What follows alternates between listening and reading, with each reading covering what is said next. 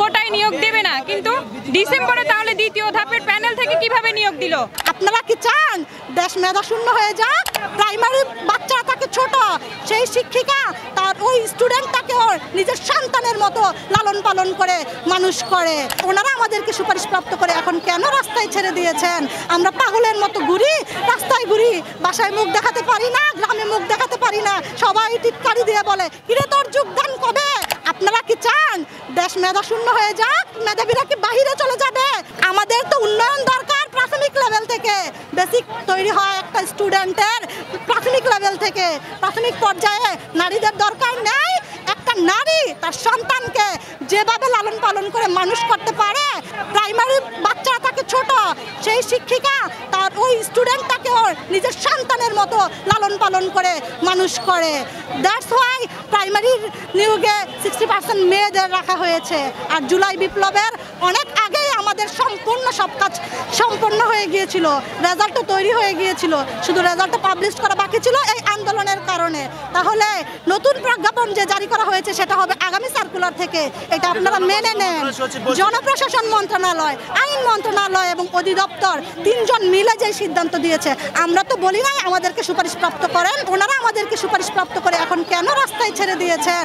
আমরা পাগলের মতো ঘুরি, রাস্তায় ঘুরি, বাসায় মুখ দেখাতে পারি না, গ্রামে মুখ দেখাতে পারি না। সবাই টিটকারি দিয়ে বলে কিরে তোর যোগদান কবে?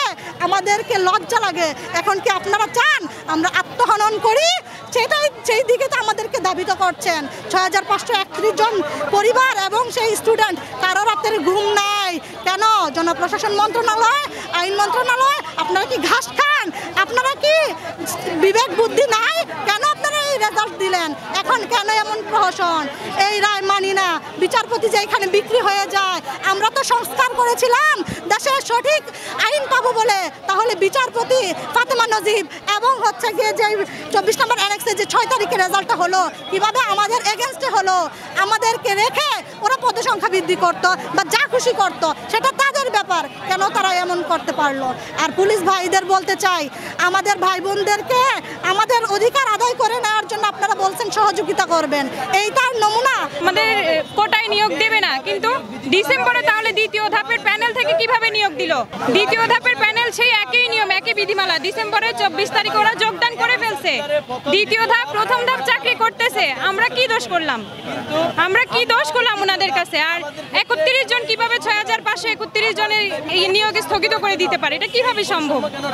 যেখানে অধিদপ্তর আমাদের হয়ে কাজ করার কথা, অধিদপ্তর আমাদেরকে অনেক আশা ভরসা দিছে। আমরা অনেক দিন চুপ করে বসে বাসায় শান্তভাবে শুধু সহ্যই করলাম। 6 মাস আমাদের সব কিছু হয়ে গেছে। আমাদের জুলাইয়ের আগে আমাদের সব শেষ, লিখিত পরীক্ষা শেষ, ভাইবা শেষ, রেজাল্ট তৈরি হয়ে গেছে। শুধু দেশের অরাজনৈতিক কারণে আমাদের এই রেজাল্ট আটকে ছিল। ছাড়ছে রেজাল্ট ছাড়ার পর আমাদের সব হয়ে গেল। আমাদের নিয়োগপত্র 20 তারিখে আমাদের নিয়োগপত্র হাতে আসার কথা, 19 তারিখে অনেকের নিয়োগপত্র হাতে চলে এসেছে। এই যে নিয়োগ স্থগিত করে দিল নভেম্বর 19 তারিখে, তারপরে অনেকের বাসা বাড়ি গিয়ে পুলিশ ভেরিফিকেশনও হয়ে গেছে। তাহলে আমাদের দোষটা কোথায়? আমরা কেন রায়টা পেলাম না? আমাদের যেই দাবি, এটা আমাদের দাবি না, এটা আমাদের অধিকার, এবং আমরা বৈধ একটা অধিকার নিয়ে আসছি। আমাদেরকে এভাবে যদি হেনস্থা করা না হয়, আমাদের অধিকার আমাদেরকে দিয়ে দিক, আমরা সসম্মানে রাস্তা ছেড়ে বাসায় চলে যাব।